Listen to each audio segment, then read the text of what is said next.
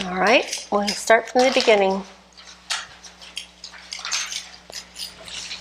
Okay, our president reported that food shortages were going to happen, even there. He said, they're going to be real even in the United States. And although we still maybe see plenty of things on our shelves in the grocery store, some of the long shelf life things like canned goods and what have you there's definitely temporary shortages going on. But even what we're seeing as a little more plentiful isn't going to last long, because the shortages are centered around the future crop production. So like we'll start seeing more shortages this fall and then onward, and then less planting next year. But already food banks are experiencing empty shelves themselves, and of course the food prices are going out of control, so they're having a hard time. America's nationwide network of food banks, which is called Feeding America, is said that it's experiencing the perfect storm of situations that are calling it extremely challenging to meet the demands for food security, according to a recent report from Fox News.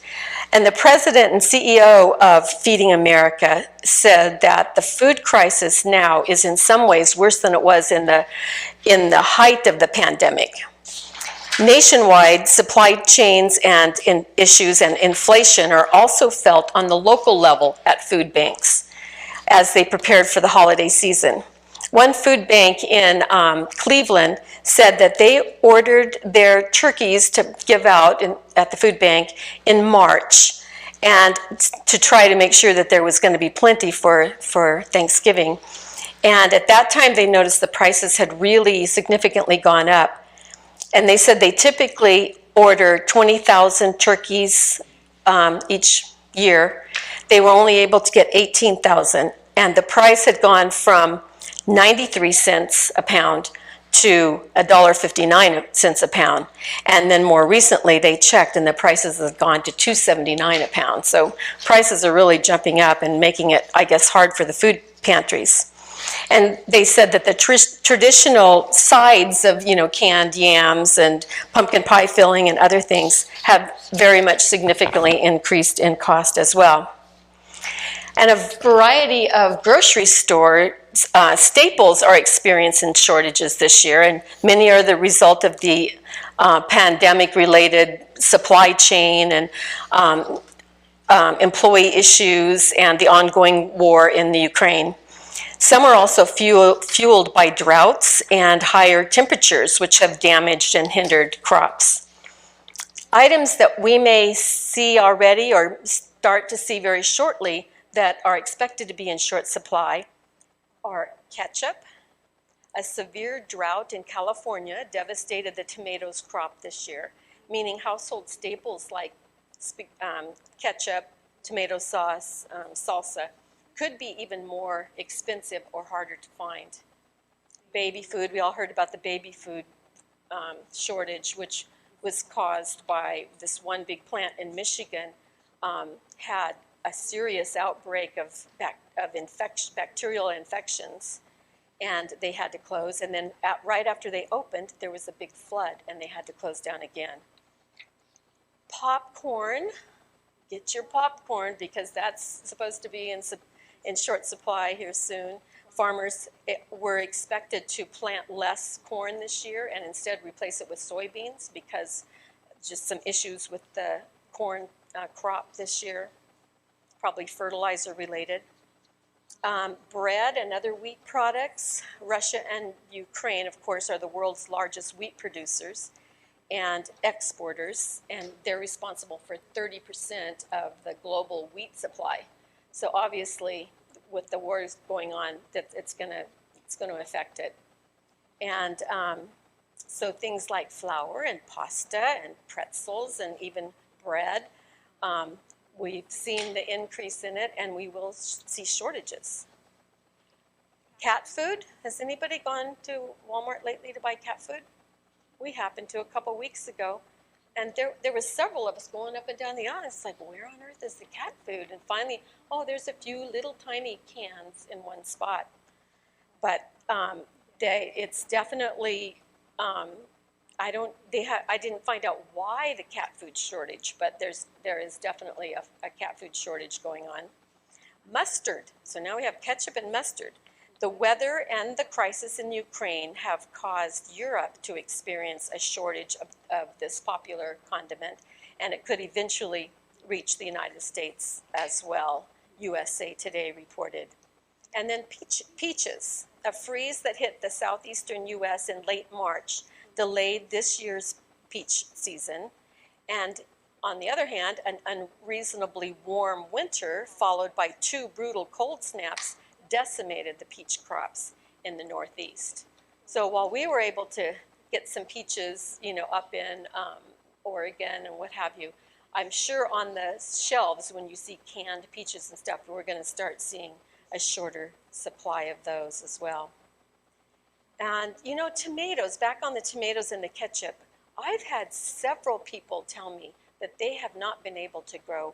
Melissa and I were just talking about it. Tomatoes this year, right even here in the valley, let alone friends from Mount Shasta and what have you. And that's what, the whole, everybody's experiencing this, the weather, the drought. And I think in our case, even my daughter-in-law in Paso Robles, her tomatoes are just not what they usually are, because they had like 2 or 3 weeks of over 110, maybe 115. And it was just wiping out the tomatoes. So things are happening. As soon as they start to have any kind of issues, Oh, ripen inside. they just sort of sit there. Yeah, And plus, it's harder on the environmental stresses. yeah, So we've been bringing them in the house and have them ripening so fast we can't eat them fast enough. yeah. So she was saying they've been picking their oranges a little on the orange side, their tomatoes on the orange side, so that they could ripen in the house and not get so stressed on the vine. So how do we prepare for all these ongoing shortages? You stock up by canning and preserving and buying extra canned goods and have them on store for when these shortages start, really affecting us. So we're going to now turn it over to Melissa, which is going to give us some good ideas about canning. My name is Melissa, for those of you I haven't met yet, and today I'm here to talk to you about pickles. So my journey into pickling started pretty much by accident. I was at Redwood Camp Meeting, I believe it was 2019. We went into town one day to do some laundry at the laundromat. You know how they always have those just extra books there at the laundromat for you to thumb through? Well, I pulled out this book called Fermenting Vegetables. And I like cooking, and I'm a big fan of cookbooks, so I picked up this free book and started reading through it and became utterly obsessed with pickling and began pickling everything I could get my hands on. If it sat still long enough, I would pickle it. And the book is primarily about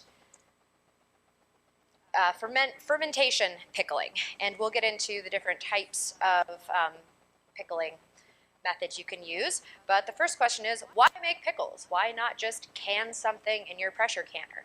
Well, there are some things that you don't really want to pressure can, such as cucumbers. And at least in my garden, most years we have such an overabundance of cucumbers that it's, what do you do with them? And pickling is a way you can preserve them through the season and have something else to add to your dishes. Another reason is for health. So now that you have your produce, you're trying to decide, how do I want to pickle it? So there's fermentation pickling that involves salt and water. There's also vinegar brine pickling. And there are some advantages and disadvantages.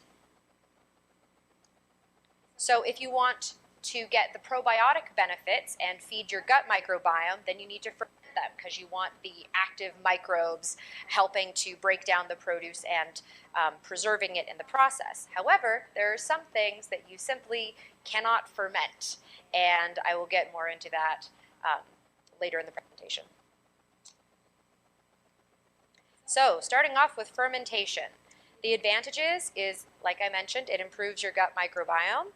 And you can get some unique flavors because you're actually changing part of the chemical process of the produce as it is converting some of the sugars into acids. I'm not going to go into the chemistry of the whole thing, but it does create a new and unique flavor that is different from the original produce that you started with. The disadvantages of fermentation are it is more technical, there are more things that can go wrong, and it, like I mentioned, it doesn't work for all produce. So I keep talking about this gut microbiome and like, why do we really care? You eat healthy food, you should be healthy, right? That's fine. Who needs to worry about that? Well, actually, there are a lot of reasons that if you don't have a well-balanced gut microbiome, it can affect more than just how you're digesting your food and how you're feeling. So for one, having a good balance of the healthy bacteria help keep out bad bacteria. So if you do have that occasional slice of cake, it isn't going to wreck your whole system because you have the good guys fighting on your side. Also, it helps support your immune system. So this is especially important in winter when people are more prone to getting sick. Having those nice fermented foods on hand, you can help bolster your gut microbiome, especially when maybe you're not eating as much fresh produce, and that can help improve your immune system. Also, it can help your body break down fat. I was reading this article about how the gut microbiome affects this chemical that is produced when you eat foods high in cholesterol, and if you have an unhealthy gut, you're more likely to have the cholesterol produced in your system and stay there and therefore build up plaque, which can affect your heart and your kidney. Also, you really gut, and there have been some studies about people with Parkinson's, changing up their diet, improving their gut microbiome, and improving some of their symptoms. Also, people with dementia, a lot of things that you take for granted is just the result of aging can actually be impacted by having a healthier gut microbiome because there are actually nerves in your gut that do talk to your brain. And so having a healthy gut can change the way your brain perceives things and also can boost your mood. And, of course, if you have an unhealthy gut, then your body doesn't know when you're hungry, when you're not, and it's harder to keep on with a healthy eating plan. So what do you need to start fermenting? You've never done it before. Here's what you need to begin. Salt. Now, if anyone is interested in getting into fermenting, I highly recommend this book because not only does it have handy recipes for almost every bit of produce available, but there's also a whole section in the beginning that talks specifically about salt and all the different types of salt and how they impact the ferment. And fun fact, the salinity of ocean water is actually the correct salt content for fermentation. So you could actually take water from the ocean and you could boil it, and then you could ferment things in it. And so sea salt is actually really good for fermenting. What you need to stay away from is the bleached iodized salt because it actually, the iodine in it will kill all of the little microbes in your ferments. So it's good to have like what I would consider natural salt that hasn't been really bleached and processed. And then your water, you can't use chlorinated tap water. I've used spring water from my dad's house and well water from where I live, and the heavy mineral content doesn't seem to affect it. But if you have city water, you need to make sure that you are getting, buying bottled water or have a really good filter because any of those added chemicals will kill the microbes. And then you need your produce. What are you going to start with? And what I've found is the fresher it is picked and started in the ferment, the better the end result will be. I mean, if you have some cucumbers in the fridge, they've been there 3 or 4 days, you can still start a fermentation on them, but the end product might not be quite as crisp. They lose a little bit of the texture, I would say, if they're not used within the first couple days. And the next thing is spices. You can actually buy pickling spice, which I've used before, but I've stopped using it because it has, one, black peppercorns, which my father's allergic to, and also it has anise or something sweet in it. In the last few batches I've made, I didn't really like it. So now I read all the ingredients on the pickle spice and I bought the ones that I like. But mostly I'm using just dried dill or dill seed. But depending on what you're wanting to pickle, you can kind of mix up the spices if you want. You can just use that to change the flavor profile. So now that you have all of your ingredients, you need to figure out what you're going to ferment in. So this is a, what is this? 2-liter, I think, fermentation crock that I got on Amazon, and it is my favorite because it has the water lock. So in the top there's this rim. You take your produce, pack it down in there, and these are your weights or followers. There's lots of different types of these. You put those in there to hold down your produce in the bottom, and then put your lid on. And then I pour a little bit of water in the rim, and what that does is allow the gas to bubble out, but more air isn't allowed in, so it keeps a more sterile environment. It's much less likely to get contaminated. This is a crock that I got on Craigslist from some person for like $5, and it does not have any kind of a water lock or anything like that. But because it is larger, as long as I have the brine up to a sufficient level to keep the produce underneath it, it doesn't seem to have too many contamination problems. And then these are a couple weights that I got for this one. I got these at Grange Co-op, I think. And I have seen there that they do have crocks of various sizes. Starting out, though, you can use just simple mason jars. And they do make little weights that go down in mason jars. They make glass ones and ceramic ones, and I haven't ordered any, and I probably should. But if you don't have them, you can use a Ziploc bag, and you just take the Ziploc bag, stuff it in there, and then I fill it with water, so it's keeping tension inside the bag. The only disadvantage of this is because the bag isn't very heavy. As the produce starts to ferment, it'll get air bubbles trapped in the jar. So every couple days I have to take it and take a chopstick or something and kind of push out the air bubbles or shake it. Where if you have a heavier weight, it will have enough pressure to do that for you. But starting out, you can just use a few mason jars and some Ziploc bags. So now you're ready to start fermenting. The first thing I would try personally is making sauerkraut. And this is a ferment where you are using the brine produced by the cabbage to ferment it. So there is no water added. You have chopped cabbage and salt. And I buy these massive containers of salt at, I think I got it at Cash and Carry because we buy the little ones. You go through cups and cups and cups of salt, so I've just started buying it in bulk. So this is some cabbage that we grew at my dad's house, got it all chopped up, and you can kind of play with the texture as far as what you like. I tend to make my sauerkraut a little bit denser. I leave it in bigger pieces because I like the texture, but some people shred it more finely. And there is a recipe that we have printed out over there that'll tell you how much salt you need for the amount of cabbage, but once you do it a couple times, you'll get a feel for how salty it's supposed to be. So I added the salt, mixed it in, mashed it up with my hands, and then let it sit for about 20 minutes, half an hour, to the point where you could see the liquid wringing out of it. And then it was ready to pack into the crock. So I packed it in the crock, and you can see there is enough brine there to cover all of the produce.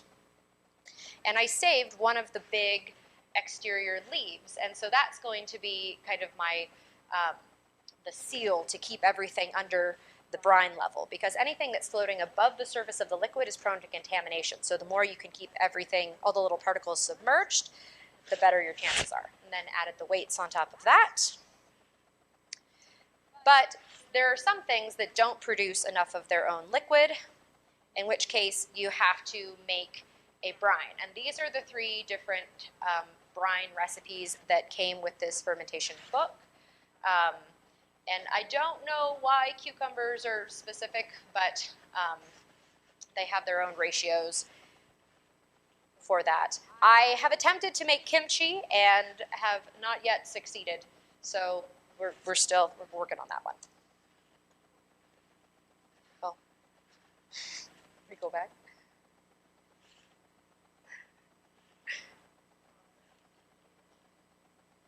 Okay. So there are some things that you just can't ferment. And so you're wanting to try pickling with vinegar. There are some health benefits to vinegar, which I didn't know. I had to Google this. It's a good source of potassium, magnesium, calcium, and phosphorus. It lowers your cholesterol, lowers blood sugar, and can be an appetite suppressant. And you can make purple pickles. So This was actually the reason that I started getting into vinegar brine pickling were these purple cauliflowers. Because I grew these gorgeous purple cauliflowers at my dad's house and put them in the crock with a whole veggie medley and started the ferment, and they got contaminated in 2 days. I said, all right, fine, try it again. So I tried it again, got it all ready to go, contaminated in 3 days. So there is something in, I think it's specifically purple produce, I think it is the excess beta carotene that all of the contaminating microbes flock to. I haven't broken down the science of it, but I have yet to have a successful purple cauliflower ferment far enough to be preserved. So I started going to a vinegar brine, and I make these spicy pickle medley, which I have some over there you'll get to try with the purple cauliflower. And the same is true for purple cabbage as well. There is a recipe in here for like a red cabbage sauerkraut, but it is mixed with other things. You can't just ferment a whole red cabbage the way you do a green. So what is the best vinegar brine? This is how people win pickle contests at fairs, because everybody's vinegar pickle brine is slightly different. I think I got this blue ribbon pickle brine from Don Murphy, who many of you have met. And the basic vinegar pickle brine is one that I have kind of worked out. What I found is a lot of people don't like the heavy vinegar flavor, but if you cut that back too far, there's too much water, then they won't have a high enough pH, and then the jars will blow, which is not fun. Also, some people like making sweeter pickles. Those are more prone to not sealing as well. So you really just have to experiment. But these are kind of my top two. I guess that's what I should have put on the printouts. Yeah, right. So how to keep your pickles crunchy? There is nothing worse than biting into a soggy pickle. It is the worst kind of defeat. So the first thing that I recommend is cutting off the end. There's more, whatever the particular chemical is that tends to make them go soft is in the ends. Particularly, I think it's the bloom end, but I cut off both ends typically. And if you add something with tannins, they are supposed to help keep the crunchiness. So grape leaves and oak leaves have a lot of tannins. The grape leaves are also nice because they work as a good follower, like I used the cabbage leaf. So if I'm doing a ferment of cucumbers and they're trying to float to the surface, pack some grape leaves on top. The extra tannins help keep them crispy and hold them below the brine level.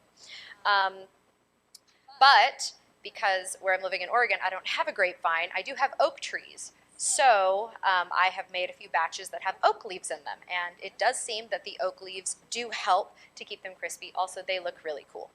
So if you don't have grape leaves and oak leaves, you can buy a product called Pickle Crisp, which I think is calcium chloride. I forgot to look it up. Anyway, I have a couple jars over there that I did a side-by-side comparison. It's the same brine, same cucumbers, same batch, and one I put in oak leaves, and the other I use some of the pickle crisp. So when we're sampling them, we'll get to try the side-by-side. I haven't even tried those batches yet, so I can't tell you which is the most effective. So here are some tips and tricks for your two types of pickling.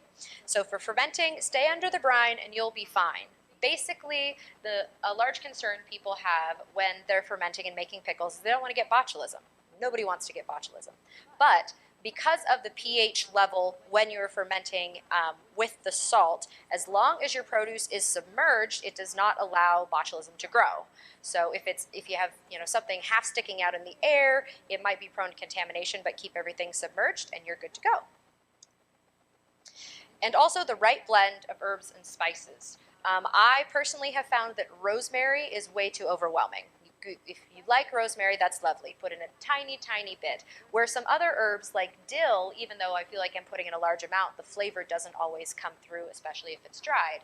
So you just have to kind of experiment to find out what the best flavors are for you. And if at first you don't succeed, try again and write it down.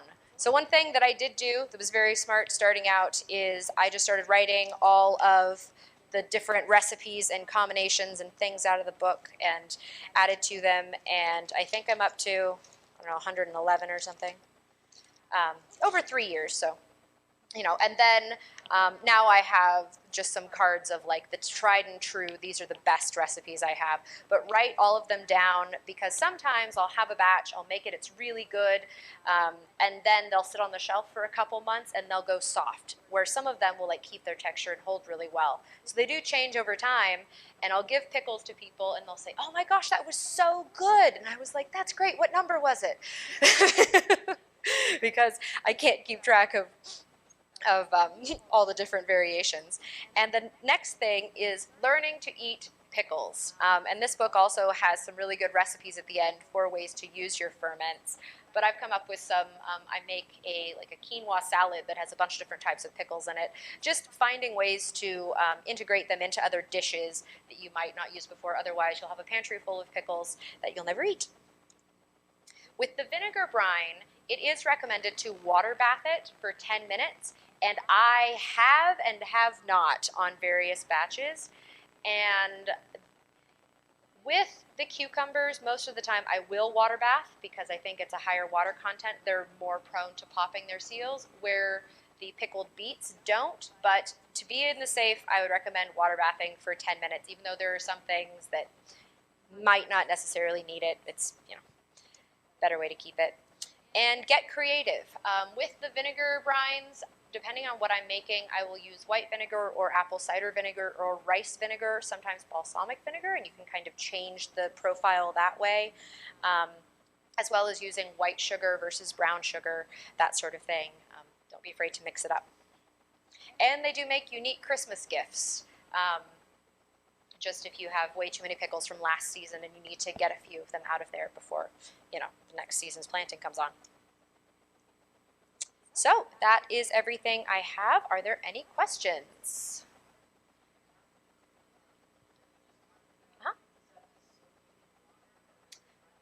So water bathing is you take a large pot. It doesn't have to be like pressure sealed or anything. And you bring the water, well, there are two different ways. You put your jars in and you can bring it to boiling, or you can get it boiling and lower the jars. I like to put them in and bring it to boiling. The jars are less likely to break. So you boil them completely submerged in water in a large pot for 10 minutes. And it is important that the jars are completely submerged, because you think, oh, they're putting in the boiling water, but they actually, water level here, jar here. Yeah. Yes, that too. Yes. Mm-hmm. Yeah, I have a big pot that has like a wire rack thing that sets down in it. But I suppose you could improvise. You just need something so that it can't rattle against the bottom. Mm-hmm. Mm-hmm. Yep. Yeah.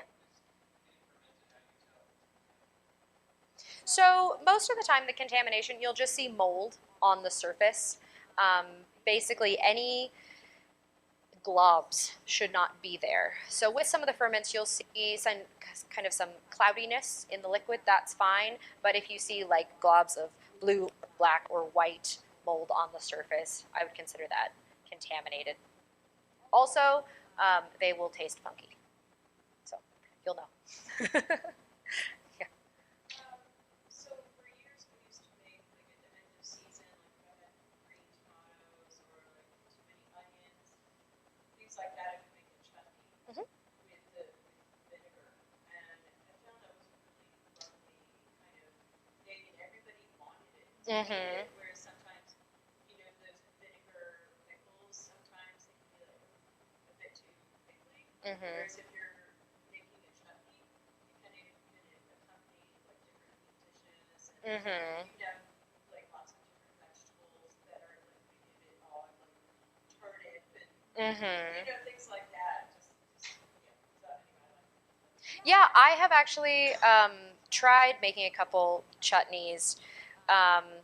It's with the vinegar ones, it's easier. I haven't found a lot of good recipes, and really just haven't put the time into developing good recipes. There are some good fermented ones in here that I saw that I wanted to try, um, but I just haven't had the time. But yeah, that is a good suggestion. Is mix it up.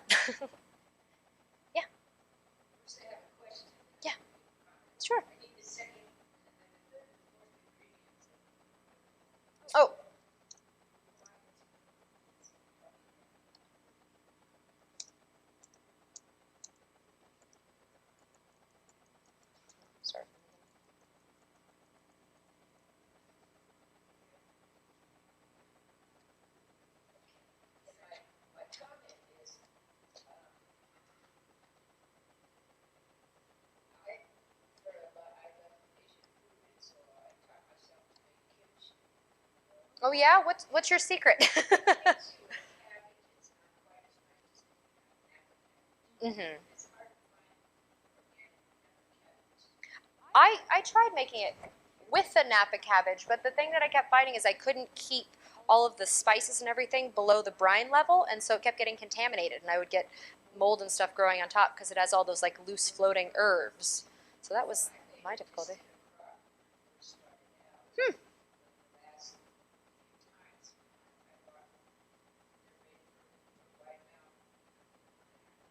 Mhm. Oh, the airlocks. Mhm.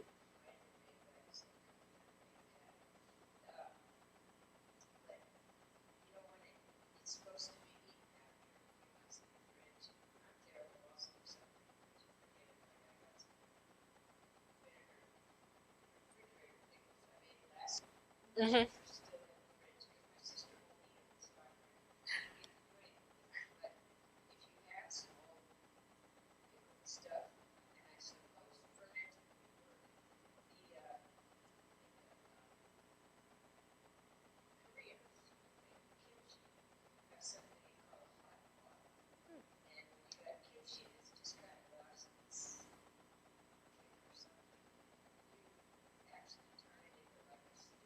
Oh.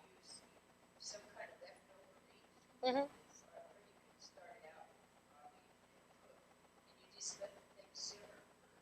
Hmm.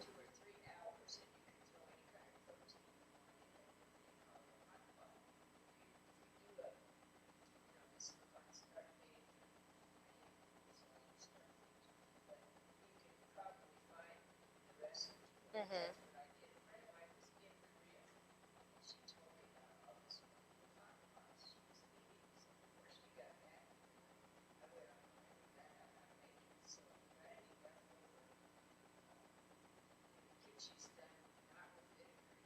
Yeah, the kimchi is fermented.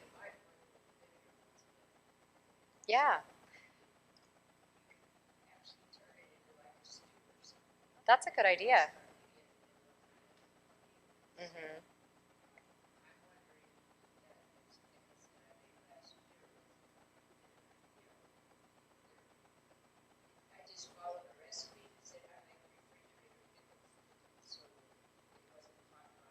Mhm. Well, and I'm glad you brought that up. I don't. Oh boy, if it's a cucumber pickle, I wouldn't try putting it in any kind of hot dish. They're just going to turn to mush. You're going to have to make a potato salad. That's how I use up most of my pickles. Chop them up and add them to a pasta salad or a potato salad or a quinoa salad, or just eat them. Put them on a sandwich. Nice.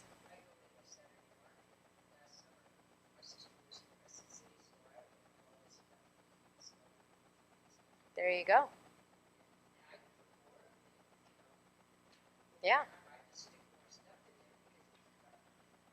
Well, and I'm glad you brought that up because one of the things that you have to be aware of with the fermented foods is they are not shelf stable, which I should have put on the disadvantages list.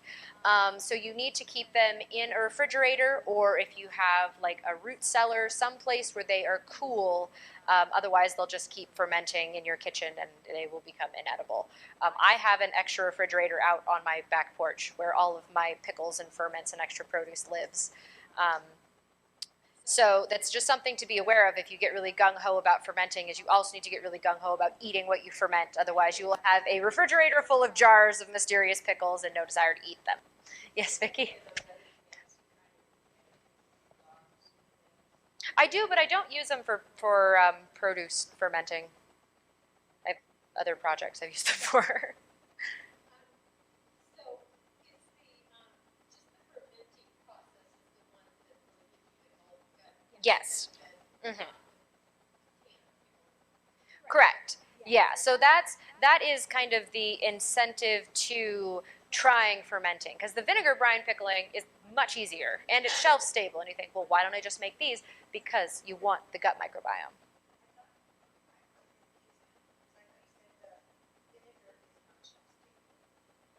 No, the vinegar is shelf stable. The fermented is not shelf stable, but the fermented feed your gut microbiome. And in one article I read, you're supposed to eat like 2 to 3 servings of fermented foods per day. So the fermented foods, yes. Where the vinegar pickles, yeah.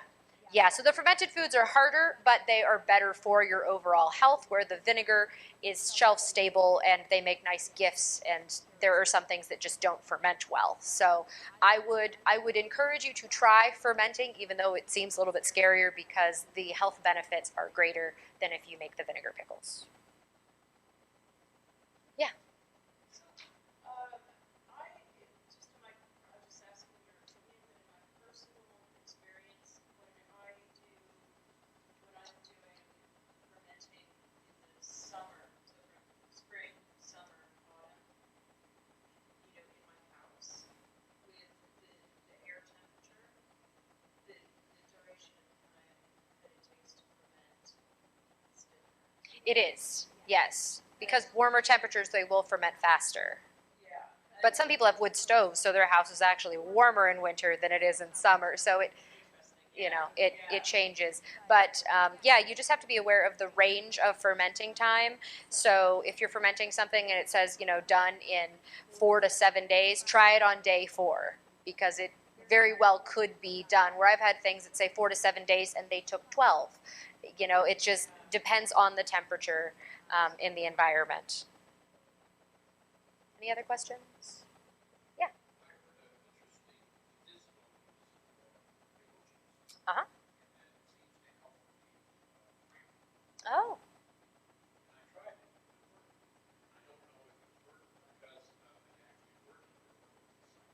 I have heard that if you have an upset stomach, drink pickle juice is supposed to help. Mm-hmm. Oh yeah, the muscle cramps is. I've actually heard of people using it after they work out, because it adds more electrolytes, because it has like the salt and yeah, the calcium. Yeah. Oh yeah, that's a good idea. All right. Should we do our tips and tasks for the garden before we go over and sample? Yes. Yes. Thank you all for being here.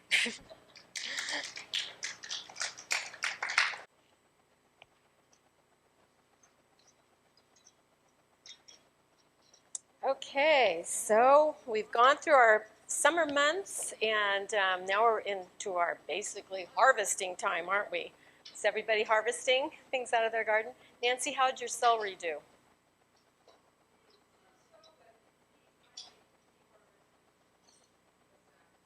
Really? And is it edible? It's not real tough? Well, yeah, you know what I'm going to do, because I've got like 20, stalks of it. My son-in-law had told us that we needed to wrap it, but I'm pretty sure we didn't wrap it soon enough. It was very tough and strong, but I'm going to make vegetable stock out of it. The basic vegetable stock is just celery, carrots, and onions and garlic. So I'm going to can that and use it for soups and that kind of stuff this summer. But I think the key is we needed to have wrapped it sooner. And because they looked beautiful, they're just kind of tough. Oh, yeah, I'm picking it soon here. Okay, let's see. Is this going to go for me? Okay, so right now we can plant still outdoors. We can plant garlic, and I noticed that Scott Valley Feed has garlic seed bulbs available, and fava beans, which I personally have never planted, and cover crops. If you want to nurture your soil, you can put in a cover crop and let it grow through the winter, and then till it in the spring. And Melissa has a good point for us. Where have you found fava bean seeds? I said I haven't ever planted them. I have a whole huge bunch of them, and I Where did you get them? You get like You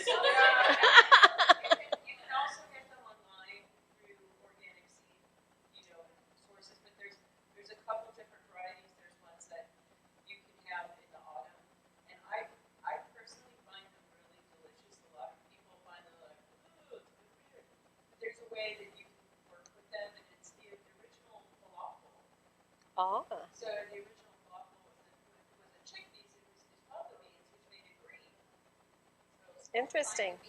Okay, the question was, where do we find fava beans? And they should be available online, and obviously they're not at the nursery, I'm guessing, because you can't find them. I haven't found there any of the seed catalogs that I like regularly order from. Yeah. And I look for them. Yes. rocks, they look at broad beans. Broad beans. They will call them broad beans.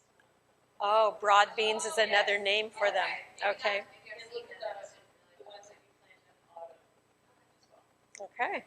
All right, so that's some things you can plant right now. I actually just planted some lettuce because I had planted earlier when I told us last month, and they came up nicely, and I didn't cover them with just a little light cloth, and the birds ate half of them.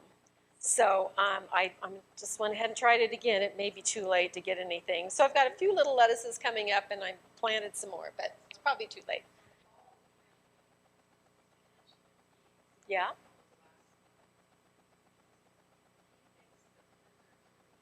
Oh no, lizards are eating your. No. I've heard of sow bugs. He's probably eating the bugs that are eating the green. There we go. Yeah, keep the lizard.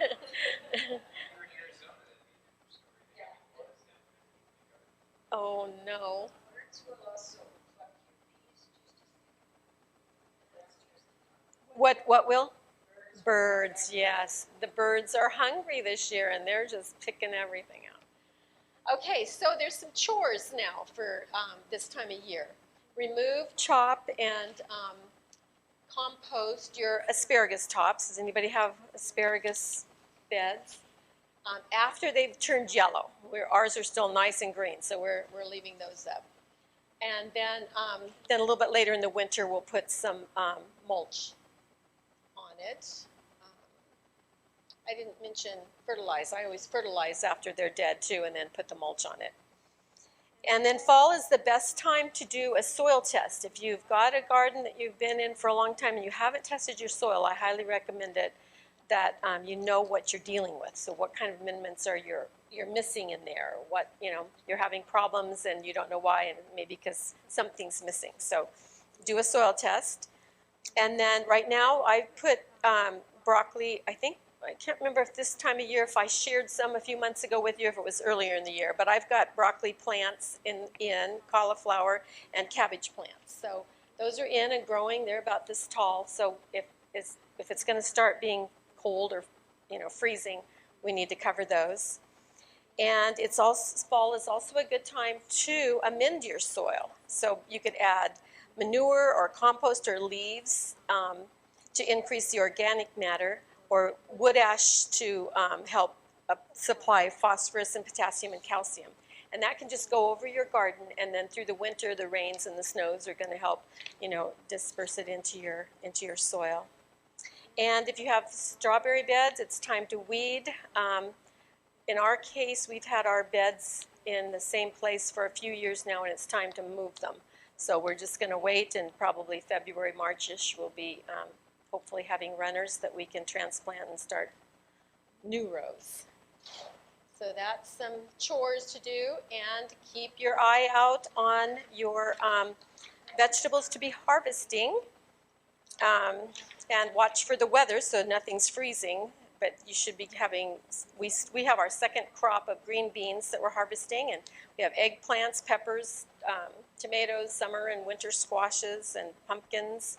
All of that needs to be harvested here shortly.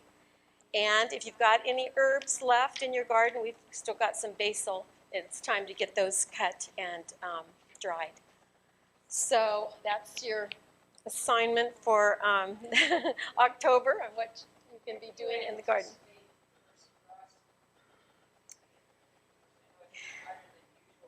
I know. Well, we've had October 10th before. I've got a list of them, but it could be any time. I've kind of been watching ahead, and I don't see anything projected for the next 2 weeks, but that could change tomorrow, But yeah, we just kind of have to watch the weather channels every so often. It is. We got down to 38 the other morning. Okay, so now Melissa's going to lead us over to her pickle sampling bar, and we will enjoy that. Thank you all for coming, and we'll just end with sampling.